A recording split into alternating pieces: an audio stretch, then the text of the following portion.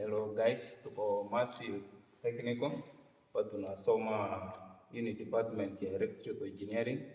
Today we end a class with the module 2 about perform bell and alarm installation. Hereby to install a 240 volt bell and a 240 volt siren which are powered from the CCU kapitia hapa kwa our transformer to the switches. This switch 1 and 2 will control this 240 volt silent through the 240 volt relay. Then we have a 12 volt bell on this side controlled by a 12 volt relay. Inatoa moto direct from the consumer unit. So when I ring this from the relay,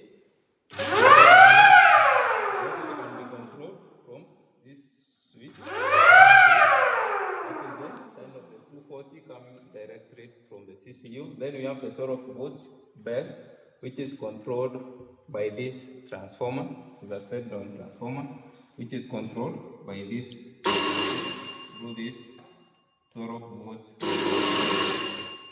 Yeah.